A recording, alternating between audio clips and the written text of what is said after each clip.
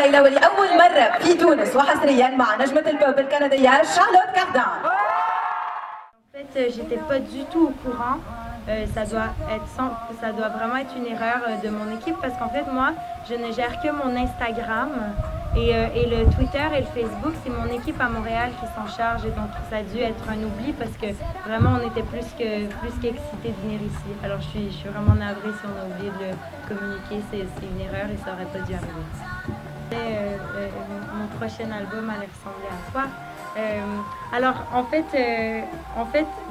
il est presque fini et ça va être un album avec beaucoup de sonorités comme un peu ce qu'on a entendu dans les EP, précédents, mais on s'est beaucoup amusé avec la production. Alors il va y avoir des sons qui sont un peu plus nouveaux, des trucs qui sont peut-être un peu surprenants. Encore une fois, on adore créer une dualité entre les styles, donc prendre des chansons jazz, mais leur ajouter des sonorités un peu plus hip-hop, un peu plus modernes, tout ça. Mais on a plus de chansons à la guitare, chose qu'on n'avait pas nécessairement dans les autres titres, et on s'est amusé un peu avec des nouvelles sonorités.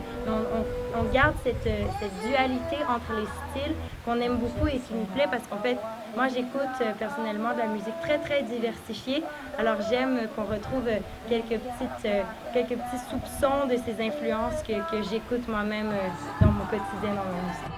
Et en jouer et qui participaient vraiment, alors que c'est tellement agréable de venir, et surtout quand on joue devant un public pour la toute première fois, parfois on ne sait pas à quoi s'attendre parce que dans certains pays, il y a des publics qui sont plus réservés, des publics qui sont justement plus exubérants, des fois des publics qui sont un peu froids, mais vraiment ici c'était d'une chaleur, d'un accueil exceptionnel. Alors, mon expérience à la voix, au Québec, on est le seul pays qui appelons ça la voix, mais c'est l'équivalent de The Voice.